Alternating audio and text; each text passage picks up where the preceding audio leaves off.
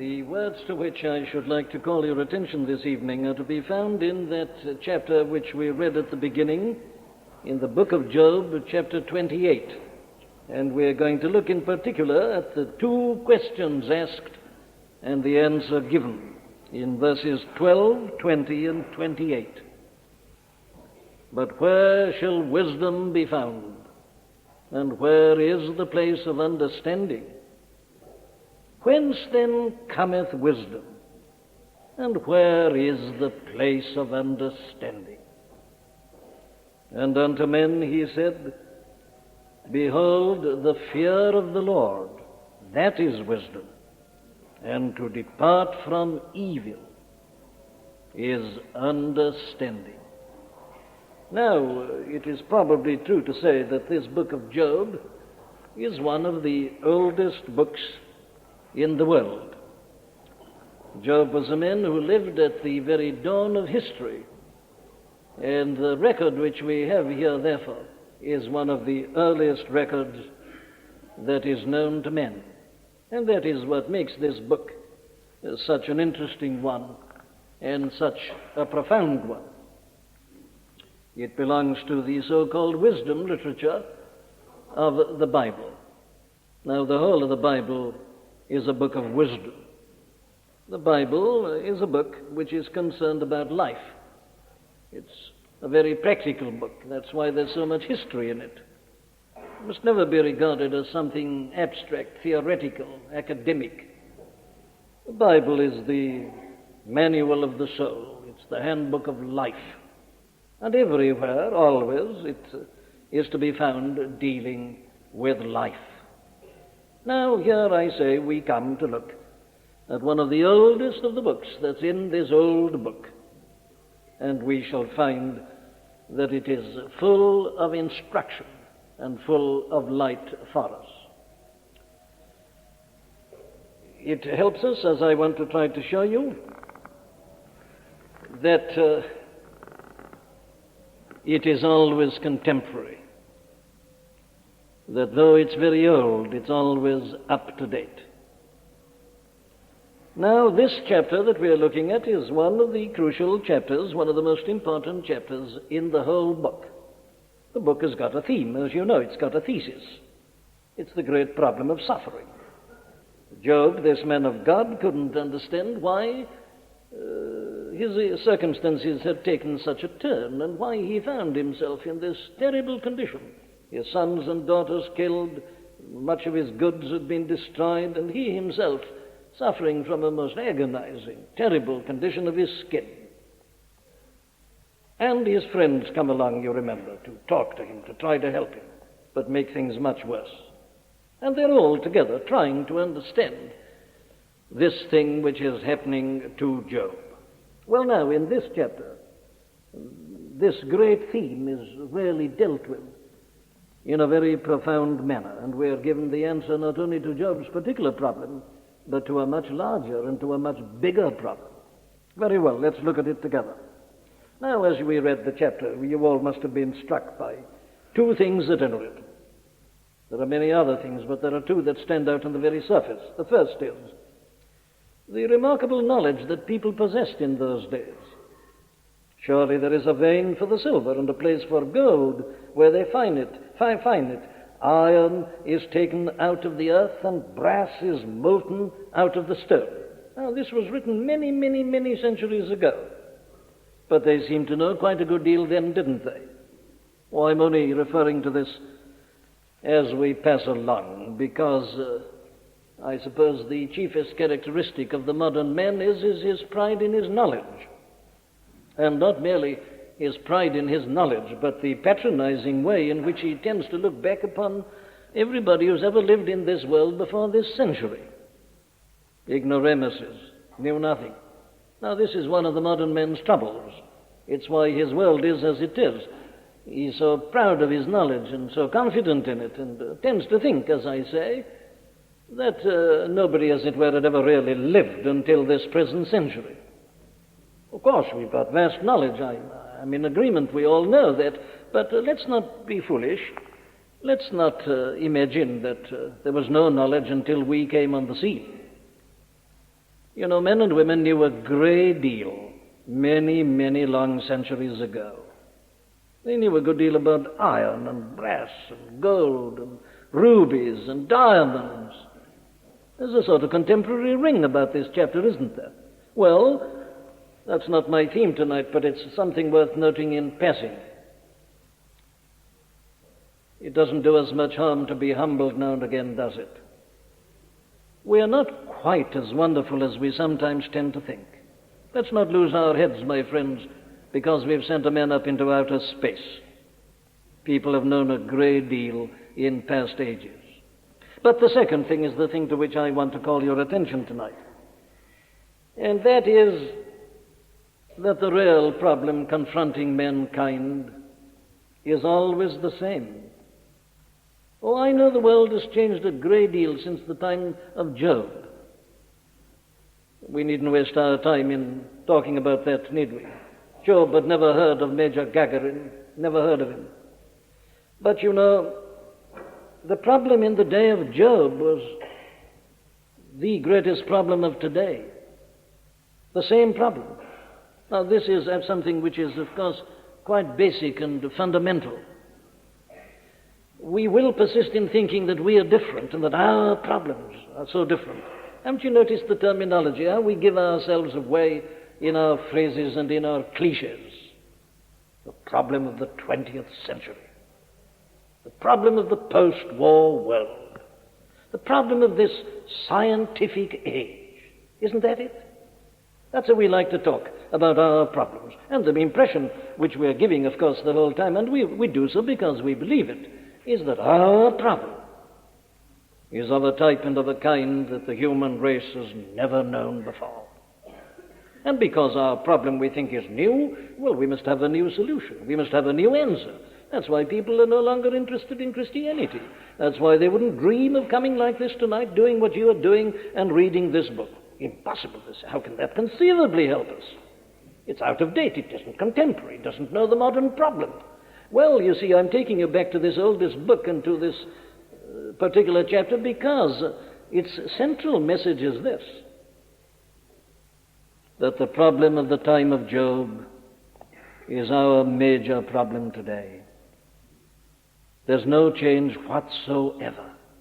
The problem of man is identical with what it has always been. Now then, let me put this in its truly modern setting and context. Why is the world as it is tonight? Why is there tension? Why is there strain? Why is there unhappiness? Why are things as they are between the nations? Why this division, and why this preparation for war, and the piling up and the massing of these horrible instruments of torture? What's the matter? Why are our papers, even in this country, so full of these problems? You can't pick up a paper without reading about a murder, or a theft, or a robbery, or a divorce, or a separation, or some little children being neglected by selfish parents, and the children themselves lawless, disobedient, juvenile delinquency, impossible to maintain any kind of discipline in the schools, and so on. What's the matter? Restless young people. What's the matter with the world? Why are things like this? Now, that's the question, isn't it? Now, it's because we've got the answer to that question here in this 28th chapter of the book of Job that I'm calling your attention to it. You know, the complete answer is given here. Now, there's nothing new about this problem. Man has always been like that, always. It has its little variations. Sometimes this problem is bigger than it was a century ago, but then there's something which reverses that. Basically, fundamentally, the world has always been a difficult place. Life has always been difficult. There has been no change at all. And the problem of problems is the problem that is posed, considered, and answered in this chapter. Now then, let's analyze it together. Why are things, I say, as they are? Why is life as it is this evening? Well, here's the first answer. That man doesn't recognize the difference between wisdom and knowledge. That man, if you like, is not aware of the difference between understanding and the possession of information. Now, that is really the whole thing. There is your problem in a nutshell. The difference between learning and wisdom, knowledge and understanding. Now, that's the theme, as you've noticed, in this great chapter. Now, let's have a look at this, because this, I say, in the last analysis, really does give us the full explanation of the state of our world tonight. That's the whole thing. That's the whole trouble. Now then, let's look at it like this. Look at these two things. On the one hand, learning, knowledge, information. Now, what is this? Well, we all ought to know about this. This has been the thing that has charmed and fascinated men, especially during the last 100 years. It is our proud boast, as I say, that the advances we've made in knowledge, in almost every realm and department, have been phenomenal. And of course they have. I'm not here to dispute facts. It's no part of the preaching of the gospel to dispute or to deny facts. And it is a sure fact that the advance and increase in knowledge in the last 100 years has been quite unmatched and unparalleled. And the modern man is particularly proud of that, as I say. Now, it's interesting just to look for a moment into the history of all this. It really began, at what's called the Renaissance, towards the end of the 15th century and thereabouts, proceeding to the 16th century. The Renaissance, the revival of learning. There had been a dark era in the history of the world, the Middle Ages, with much darkness. And life, had been more or less stagnant for many, many centuries. But now, things began to move. Men began questing. Columbus discovered America. Now, that was a shattering thing to do. It was a revolutionary thing. It opened up new horizons, discovered a new world, discovered that the world was round after all. Now, here, you see, man began, as he thought, to shake off the shackles of the past. He lost his blinkers, and he began to go out and to search after knowledge. Now, this is the great quest, then, for learning and for knowledge. And you're familiar with the story. It happened in many, many realms. They rediscovered again the great wisdom and philosophy of Greece and the great literature, the great drama. This was wonderful. They were rediscovering knowledge. But then they began to search and to examine. Anatomy began to develop, the knowledge even of the human frame. How little men knew about their own bodies before this time. Physiology began soon afterwards.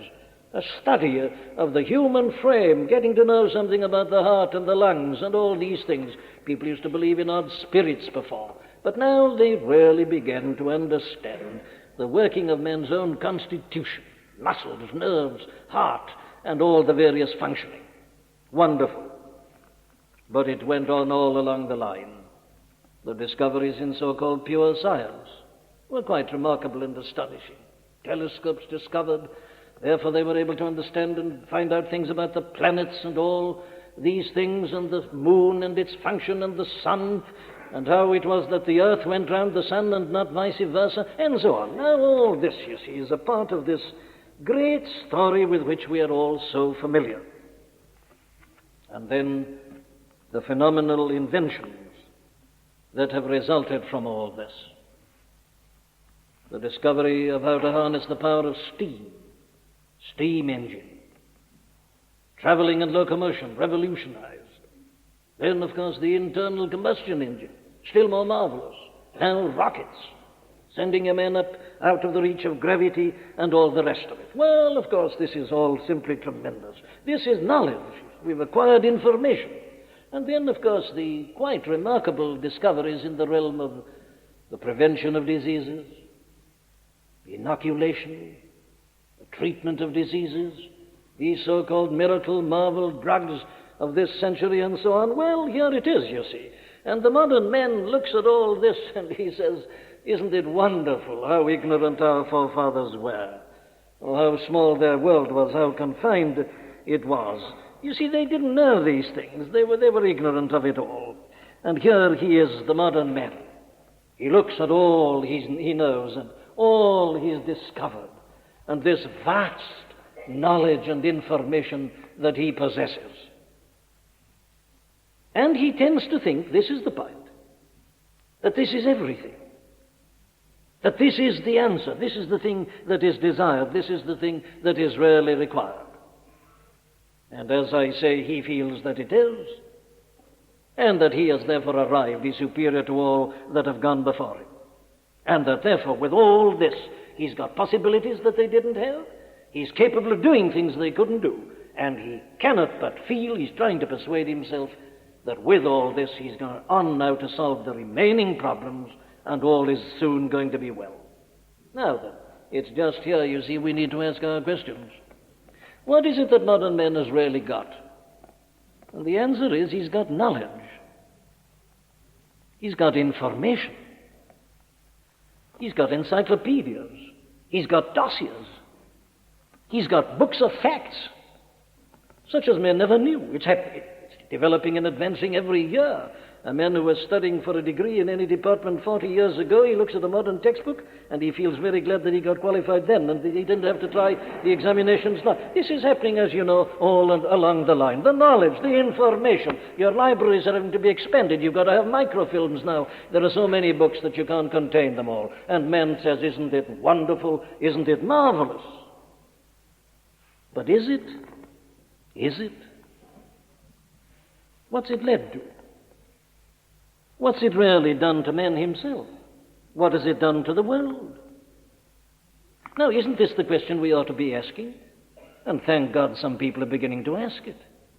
Where's all this leading us? What's all this really giving us? Are we superior as men to our forefathers? In other words, we are beginning to realize that there is a difference between knowledge and wisdom, information, understanding. You see, all this knowledge that we've gathered and garnered, what's it producing? Well, it's producing a world of terrible tension. It's making people ask, some of the scientists are asking, how much longer are we going to live? Have we got another 10 years? Is some fool going to press a button, let off a bomb or something? Is it going to be the end? Now, that's not a very wonderful world to live in, is it? Now, you see, in the light of all this knowledge and information, we've got now to face the facts and say, what's it done? What's it led to? What does it achieve? And you look out upon the present scene, and you discover it to be what I described at the beginning. Very well, then, what is the trouble? Oh, the trouble is, you see, that while man has all this knowledge and information, what he lacks is wisdom, understanding. He's done this, that, and the other, but where shall wisdom be found? Where is the place of understanding? Whence then cometh wisdom? Where is the place of understanding? That's the question. Well, says somebody, what is the difference between the two? What is the difference between knowledge and wisdom? Information, awareness of facts, and understanding. And the answer is surely something like this, isn't it? This is what wisdom means. Wisdom is the ability to use and to harness the knowledge of facts which you've arrived at in such a way and in such a manner as to promote man's best and highest interests. That's wisdom. Wisdom is the capacity and the power to know what to do with your facts and with your knowledge and information, to use them and not abuse them, to master them instead of being mastered by them. That's wisdom. It's very difficult to define wisdom. There's all the difference in the world between a very knowledgeable man and a wise man. I believe it's true to say, the members of the legal profession present will forgive me if I'm wrong, but I'm prepared to debate it with them. There's been many a great advocate who's been utterly hopeless as a judge. That's a part of the difference. A man may have great knowledge of the law, but he may be very bad at applying it and using it. That's the kind of distinction. A man who has vast information is not always the best man from whom to seek advice. The two things are very different. Now then, what does it mean in this more particular sense? Well, it means something like this. Wisdom and understanding mean, and you see there it is, the word understanding really is the key. It is the difference between knowing about facts and knowing their significance, really understanding. Now, the tragedy of the modern man is he knows many things about himself and about life and living, but he doesn't understand. What doesn't he understand? Well, he doesn't understand himself. He's almost turning himself into a machine. All his thinking is in terms of this knowledge and information and all the gadgets and all the things that make life easy and pleasant and so on. But he doesn't realize the truth about himself. Man, in a way, has never had a lower view of himself as judged by biblical standards than he has today. You know, a man is not just an animal who's in this world to eat or to drink or to indulge his sex. That's not man. But the modern man tends to think of himself like that. What's the value of all this marvelous knowledge we've acquired and these brilliant inventions? Well, you can now get from London to New York in 5 hours or something. That's what it gives me. Well, that's marvelous. I can get now from London to New York in 5 hours. It used to take 3 months and more, even a couple of hundred of years ago. I can get from London to Glasgow in an hour and a half, and by train it takes 7, 8 hours and so on. Well, this is marvelous, says the modern man. But is that really men? Is men just a creature who flits from here to there? Does life really just consist in getting from one place to another in a record time and doing it in much less time than somebody else? Is that life? Is that men? But isn't that how we are tending to think? Wonderful food we've got. Wonderful entertainments we have. Marvelous gadgets. Press buttons. People used to have to sweat before. You press a button and it's done. You sit down and you watch it all. And man seems to think that the ultimate for men, utopia, is the condition in which a man does nothing and everything's done for him and he just sits back and he enjoys himself. But my dear friends, is that man? You see, if you're content with knowledge and information, that'll be the end of your argument. But that isn't wisdom. Wisdom says, what is man? What is he? What is man as a being? What's he doing in this world? What is life? Now, these are the questions that wisdom puts. Wisdom says, well, I don't care how long it takes me to get from London to New York. What is of concern to me is this. How do I live when I'm in London or New York? What sort of a man am I? Not how quickly can I be carried in some sort of vehicle. Why should I be carried at all? What do I do when I get anywhere? What's life about? What am I here for? What's it all mean? What's it all leading to? And how can I live in a manner that I can look at myself in the mirror at night without feeling I'm a fool and a cad? How can I put my head down on the pillow and rest in peace, not be afraid that I'm going to die suddenly? How can I look into the face of death and not have a fear? How can I look into an unknown eternity and not be filled with terror and alarm? These are the questions. These are the questions that wisdom puts. You can have a great information, but you can be very unhappy. Wisdom looks for peace, peace of mind, peace of heart, the quiet mind. Oh, the poor modern man, the slave of his own discoveries and inventions, how restless he is, poor fellow. To spend a night at home and learn and to think he'd regard as the height of boredom. Always must be going out somewhere, rushing after this or that, turning this on, looking at that. He doesn't know what it is to be at peace with himself. He doesn't know what it is to have a quiet mind, a contented heart, contentment, joy, satisfaction. These are the things that matter in life, says wisdom. But not only that. Wisdom is that which enables you to understand something of what is happening in this world and all its contingencies and eventualities. When they meet the wise men, they don't take him by surprise. You see, if you haven't got wisdom, if you just got knowledge and information and something happens, you don't know where you are, you don't know what to do. But the wise man, he's pondered it all. He's been thinking. And he's got a view of life. He's got an understanding. So that when untoward events take place, he's not completely knocked off his balance. No. He says we're living in a world like that. It's always been like that. It always will be like that. He's a man who's read, he's thought, he's meditated, and he's pondered. So he's not upset. He's got a balance because he's got a balanced view of life. and thus he's enjoying his peace of conscience, and thus he's ready for death and everything that lies beyond it. Well, now then, here is the point that is made, you see. There is an eternity of difference between knowledge and wisdom, between mere information, knowledge of facts, and true understanding.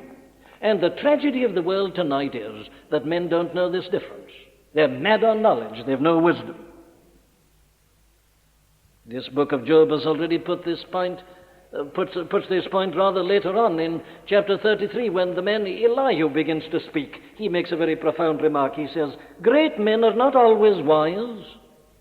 You can be a great man in this world, but not wise. You can be a man of great information, a man of great gifts. You can have wonderful faculties. You may be a great speaker. You may be a great artist, a great scientist. But great men are not always wise. Neither do the aged understand judgment. It's an extraordinary thing, says this man, but that's what I've discovered, and it is equally true tonight. Very well, then. Knowledge is something that may very well enable a man to govern everybody and everything but himself. There are men of vast information who are tragic failures in their own personal lives. There are men who have great knowledge of the law and can give wonderful judgments. But there have been many such who couldn't control their own thirst and their own lusts and passions. There are men of great information in the realm of medicine. They can advise people almost on anything. But there have been some of them in my own personal knowledge who've been tragedies in their own personal relationships and in their own married lives. Great men are not always wise. To have vast knowledge and information does not of necessity lead to wisdom. So, my friend, the question for you to face is this: not how much knowledge do you possess, how much wisdom have you got? Not so much what can you do with these things outside yourself, how do you manage yourself? You know, there's a profound word about this in the book of Proverbs. It says, he that controlleth his spirit is greater than he that taketh a city. In other words, it's a picture, you see, of a great general. He can take a city.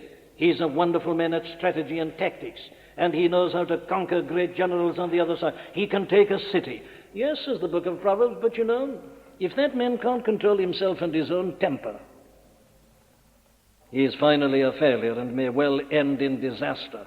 Alexander the Great died at a very early age, and according to the books, he died of a mixture of drinking too much and venereal disease. He that controlleth his spirit is greater than he that taketh a city. Alexander the Great, the world conqueror, didn't have much wisdom, and he ended in defeat. Well, there is the first thing. The modern man doesn't know the difference between knowledge and wisdom. But let me hurry on. He doesn't realize the priceless value of wisdom either. This follows, of course, from the first. Here it's put in a very graphic form. Here is man searching for gold, searching for iron. He'll search for diamonds, rubies, precious metals. He's very interested in these things. And you notice the way, in this wonderful way in which we are told about his great skill and his ingenuity as he does so. Iron is taken out of the earth, and brass is molten out of the stone. It's man doing this. And then he goes on describing the wonderful achievements of man and his amazing ingenuity and his wonderful industry. He setteth an end to darkness. He goes into caverns. You see, you've got to sink a shaft to get at these things. He's discovered that it's there in the bowels of the earth. Now, but everything's dark there. Well, he sinks down a shaft and he takes light. He setteth an end to darkness and searcheth out all perfection, the stones of darkness and the shadow of death. But he doesn't stop at that. The flood breaketh out from the inhabitant, even the waters forgotten of the foot. They are dried up, they are gone away from men.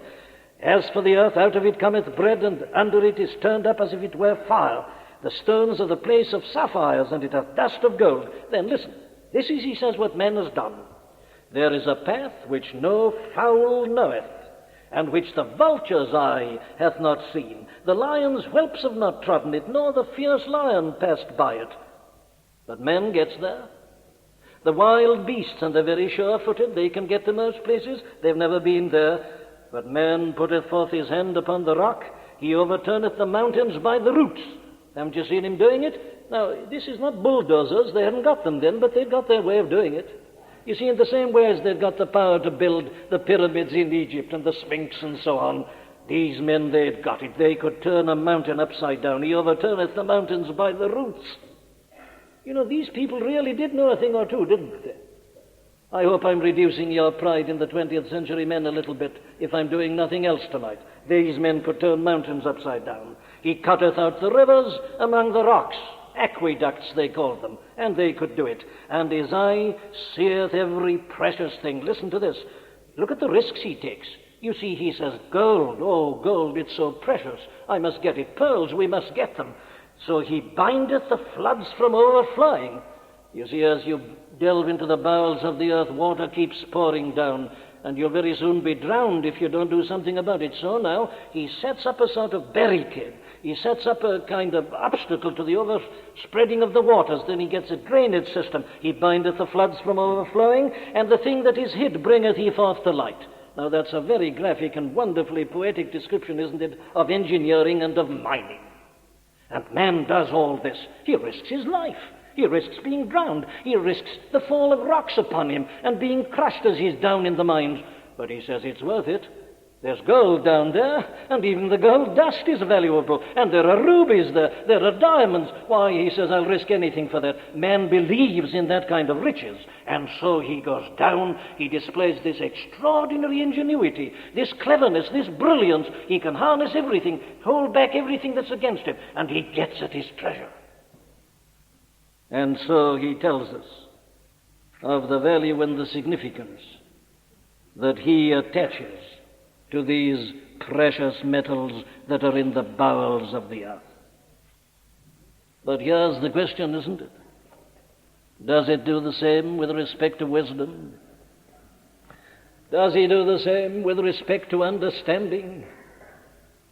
Oh, yes, he's marvelous. He'll build his rockets. A man will risk his life and go up in it. Major Gagarin, Lieutenant Shepard, marvelous, risking their lives. Yes, as these men risk their lives with the floods down in the depths of the shaft.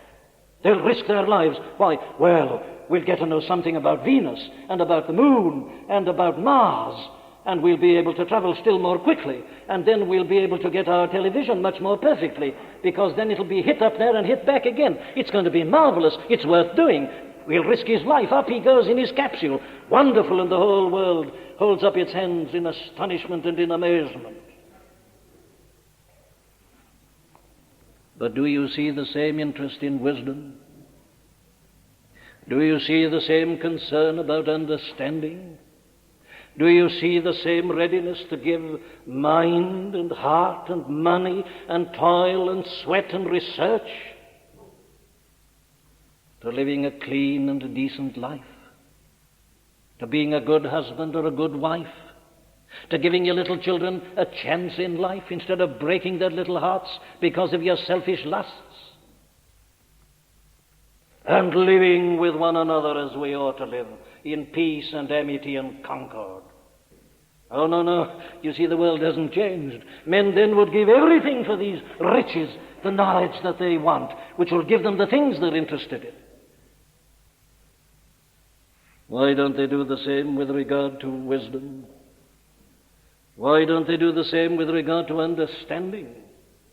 They'll delve into the bowels of the earth to get gold. They'll go up in rockets into the outer space in order just to discover some further facts. Why won't they read this book which tells them all about wisdom? Why won't they study this Word of God that tells a man how to live and how to die and how to enjoy eternity? Why not? There, you see, is the trouble. Man displays that he doesn't realize the value of this. But the value of this, my dear friend, as this man puts it, is this. The price of this is above rubies. Talk to me about gold and about brass and about iron and about your diamonds and your rubies. I agree, they're wonderful, they're very precious, but you know, it's a very artificial value. They're precious because there are not many of them. That's about all it comes to. It's just a sort of carbon in the end, you know, but there isn't much of it, and therefore we say, oh, how precious, how valuable. I've got it, and somebody else hasn't got it. And we rave on it, and we'll risk everything. But the price of this is above rubies. Why? Well, this enables you to do something that rubies can't make you do. To be wealthy doesn't mean that you're wise. To be wealthy doesn't mean even that you're happy. Did you read of that poor millionaire this last week, I think it was? He's the richest man in the world, I read, but I read that he'd confessed in an interview that he was really very disturbed about the fact that he'd made a failure of his 5 marriages. That man's beginning to think all honor to him. He's quite right. He said he'd trade all his wealth if he could only succeed in having a happy marriage. That man's beginning to get wisdom.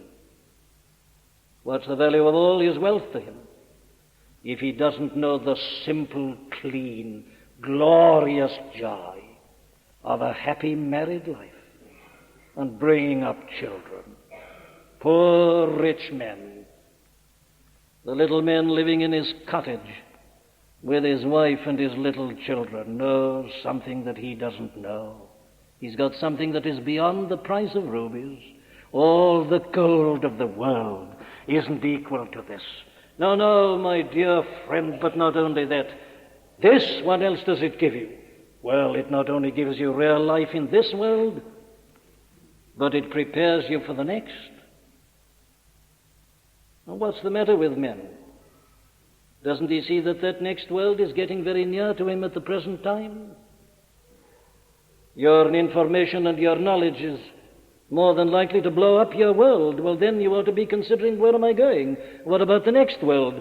Diamonds don't answer the question. Gold doesn't answer the question. Rubies don't answer the question. Mars doesn't answer the question.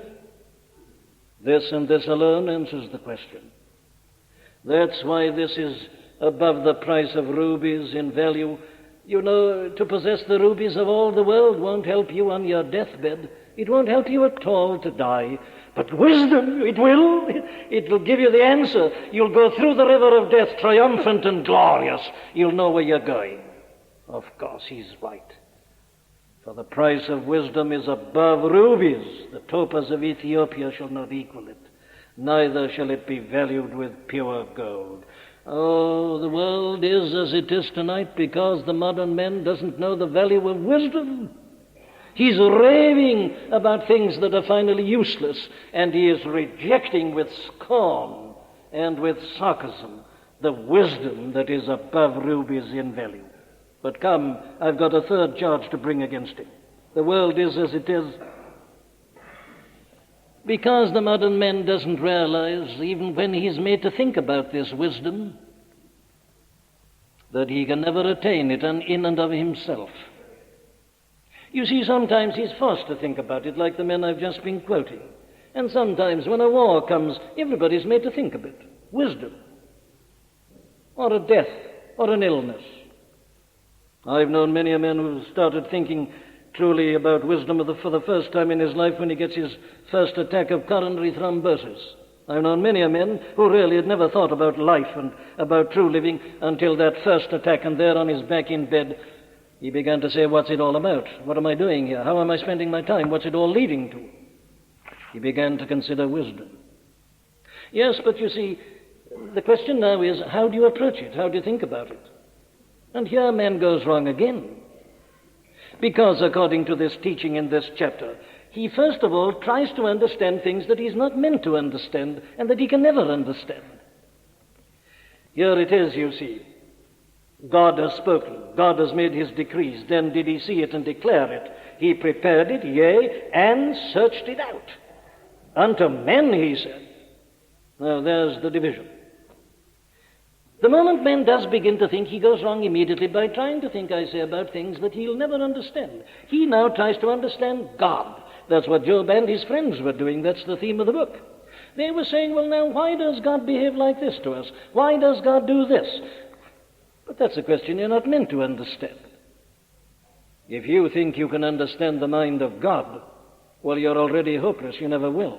God is everlasting and eternal. He's infinite and He's absolute. But men will, I want to know. I want to know this. If God's a God of love, why does he allow war? If God's a God of love, why are there spastics? If God, I want to understand. Here's a little pygmy man, and he wants to understand the mind of the eternal God. He wants to understand God's governance of this world. He wants to understand God's ways in every respect. And he never will. He's tackling the wrong problem. Haven't you noticed how we all tend to do that? Man, instead of trying to think about himself and to understand himself, always starts with God and tries to understand God. Start with yourself, my friend. Before you try to pit your mind against God's ways, tell me about your own ways. Why do you keep on doing that thing that gets you down and makes you feel ashamed afterwards? Answer me that first. When you can tell me why you behave as you do and live as you do, then, but not until then, will you be entitled to try to understand the ways of God. No, you're not meant to. There's an answer to all that in Deuteronomy 29:29. The secret things belong to our God, but the things which are revealed belong to us and to our children. We are not meant to understand certain things. They're beyond us. Our minds are too small, and they're sinful to boot, and we cannot understand. We are only meant to understand the things that are revealed. But man, in his pride of knowledge and in his arrogance, says he's going to encompass God himself. He sent a man into outer space. Why shouldn't he examine God with a microscope, therefore? Fool that he is. He'll soon learn his limitations. God grant that he may do so before the final calamity comes. But then he makes a second mistake. Having tried to discover what he's not meant to know, he tries to do so with methods that are totally inadequate. But he'll never succeed. Listen to the answer given. Man knoweth not the price thereof, neither is it found in the land of the living. Now, man thinks he can find this wisdom. He's confident he can. He can put his world in order. It was League of Nations a few years ago. It's United Nations now. It's something, always this or that. A man's always going to, he can bring wisdom. He can solve the problem. You can't do it. No, it cannot be gotten in that way. Well, surely, says man, I've got the power. Where shall I try? Well, now then, where is this wisdom? Here's the question, where shall wisdom be found? Where is the place of understanding? Man knoweth not the price thereof, neither is it found in the land of the living. Very well, he says, if it's not in the land, let me try somewhere else. Where can I turn to? The depths. I'll turn to the sea. But the depth says it is not in me, and the sea says it is not with me. Well, says men, surely gold can buy it. Gold can buy anything. You can get on in the world if you've got plenty of gold. You can get on trained to the best clubs. You can meet the best people. You'll meet royalty probably if you've got enough money. Gold is going to do it. Listen, it cannot be gotten for gold. Neither shall silver be weighed for the price thereof. It cannot be valued with the gold of Ophir, with the precious onyx or the sapphire. The gold and crystal cannot equal it, and the exchange of it shall not be for jewels of fine gold. No mention shall be made of coral or of pearls, for the price of wisdom is above rubies. You go and offer all these things. Say, well, will you take this? No, says wisdom, I'm not to be bought. You'll never get me with your money, nor with all your wealth. It's not in the sea. It's not on land. It cannot be bought with money. Do you know, not even can it be found in the air, seeing it is hid from the eyes of all living and kept close from the fowls of the air. That's where man is turning now, isn't it? He's discovered everything on the land as if he's been down in the depths of the sea. Air, outer space, conquering the force of gravity. Now then, once we get up there, then we'll know how to live and we'll solve our problems. You won't. It is hid from the eyes of all living and kept close, even from the fowls of the air. It's not to be found in this world. Well, surely, says someone, as a man gets older, he gets wiser. No, he doesn't, says this book of Job. Days should speak, and the multitude of years should teach wisdom, but they don't. Old men can be utter fools. They go into a second childhood. Age isn't going to give it me. Well, what is going to give it me? I don't find it on land. I don't find it on the sea. I don't find it in the air. Money won't buy it. Age doesn't bring it. Is there anything that's ever heard of it? Is there anywhere where I can turn to find an answer to my question? And I'm told there's only one. Verse 22. Destruction and death say, we have heard the fame thereof with our ears, but no more. No living man can give it me. The treasures of the sea can't. The treasures of earth, the treasures of heaven. No, there's only one answer that I can get. Death and destruction say, we have heard the fame thereof with our ears. What does this mean? Oh, I'll tell you what this means. The commentary on that verse is to be found in the 16th chapter of the Gospel according to St. Luke. The parable at the end of the chapter is about Dives, a rich man, and Lazarus, a poor man. And you're given the picture, you remember, of the rich man in Hades. And there he is. He had lived sumptuously all his days, a great man in the world, probably regarded as a very wise man and important man. But he's dead, and he's in Hades, and he's in an agony. But you see, this is the thing that we are told about him. He wants to pass from where he is to where poor Lazarus is in the bosom of Abraham. He can't be done. Very well, then, he said, if I am hopeless, if nothing can be done for me, do something about my brethren that are still left in that old world out of which I've just come. Send somebody to them. My brothers are still living as I was. I thought I knew, they think they know. You see, death and destruction had taught this man something that life and all his knowledge hadn't given him. Yes, death and destruction do say, we have heard the fame thereof with our ears. They can't give it, but they'll tell you about it. They do know something about it. Gold won't help you, silver won't, rubies won't, the depths won't, the heights won't.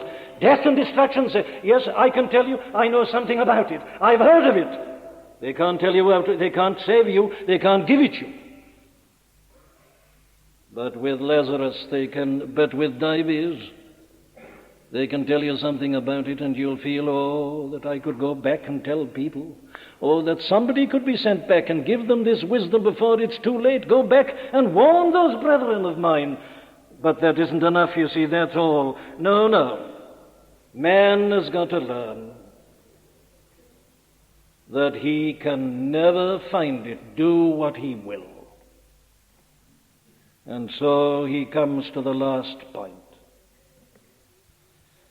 Modern man will continue as he is, and his world will continue as it is and become worse until man realizes that there is but one way to find it and to obtain it. And here is the answer. Behold, the fear of the Lord, that is wisdom, and to depart from evil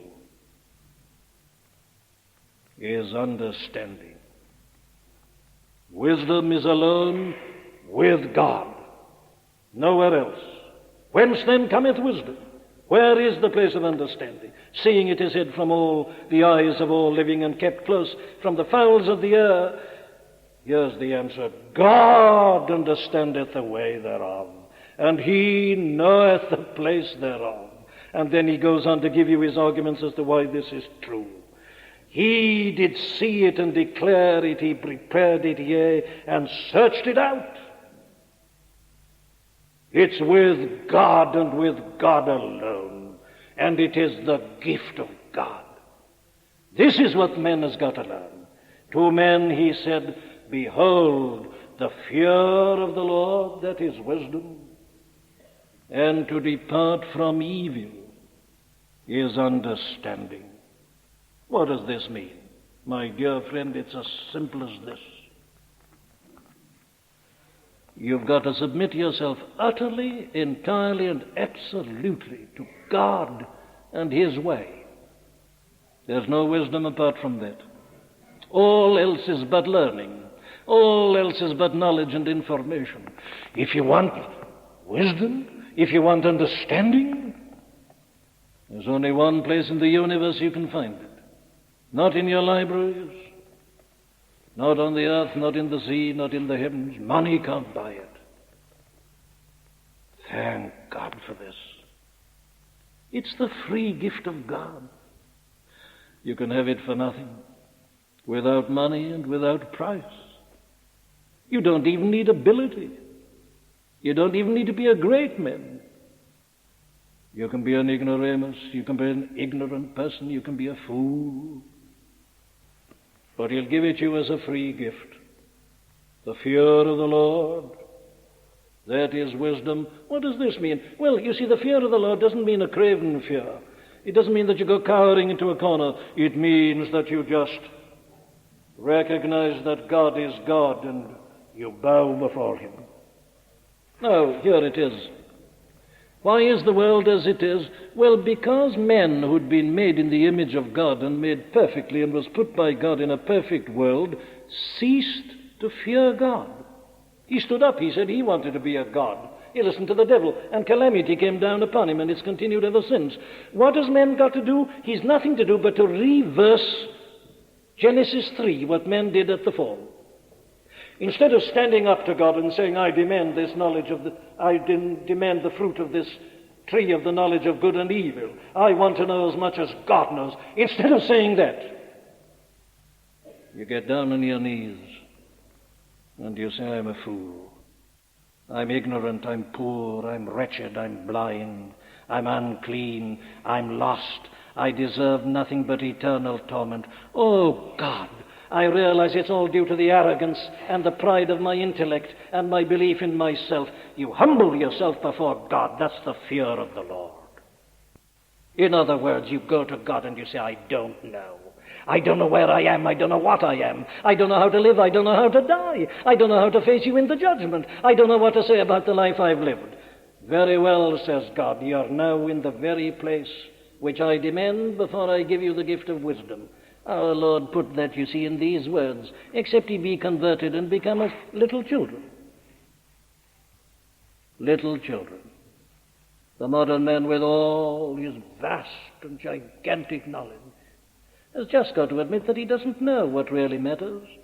That whether he's a great man or not, it doesn't matter. He's a fool. He knows nothing. He's got to come down. He's got to be as a little child. He says, well, yes, the Bible's right. I obviously need to be born again. My thinking's all wrong. I've got to start from scratch, from nothing, from nowhere. In other words, you realize that all your learning and knowledge is utterly useless, and you submit yourself to this revelation.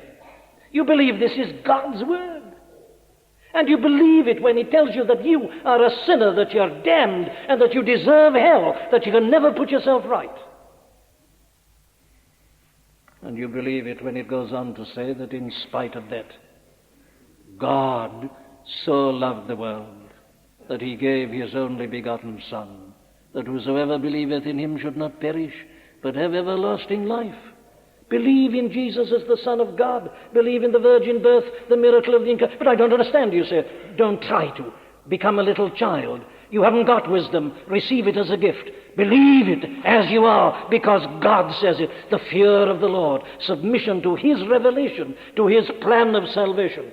But you say, I don't understand how Christ could receive my punishment. Don't try to understand it. Believe it. And then you'll soon begin to understand it, and you'll rejoice in it as the greatest and the most wonderful thing that's ever happened. You submit yourself, the fear of the Lord, submission to the Bible, to the revelation, to the truth concerning God's way of salvation in Christ, Christ being made the sin offering, my sins laid on him, God punishing them, delivering me, forgiving me freely, making me his child. This is wisdom, the fear of the Lord. Man acknowledging his ignorance and his utter inability and helplessness, and coming as a little child.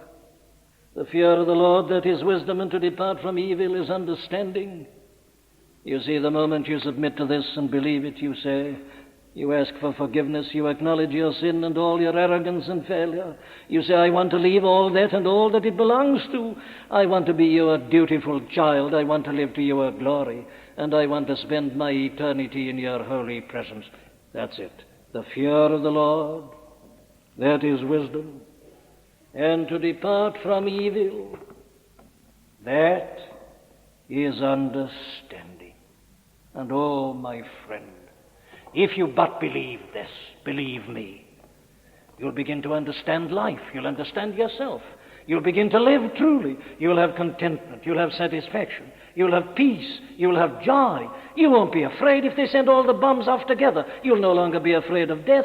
You'll no longer be afraid of the judgment. You'll even long at times to be in that glorious eternity that God is preparing for all his children. That's it. Very well then. Are you prepared to say tonight with Horatius Bonar, I heard the voice of Jesus say, I am this dark world's light. Look unto me, thy dawn shall rise, and all thy days be bright. I came to Jesus, and I found in him my star, my sun, and in that light of life I'll walk till traveling days are done. Have you the wisdom? You can have it as a gift freely from God at this very moment, if you but acknowledge your lack of it, your need of it, and take it and accept it as the free gift of God in his way. Oh, go in for wisdom, the wisdom of God in Jesus Christ our Lord. Amen. We do hope that you've been helped by the preaching of Dr. Martyn Lloyd-Jones. All of the sermons contained within the MLJ Trust audio library are now available for free download. You may share the sermons or broadcast them. However, because of international copyright, please be advised that we are asking first that these sermons never be offered for sale by a third party. And second, that these sermons will not be edited in any way for length or to use as audio clips. You can find our contact information on our website at mljtrust.org. That's mljtrust.org.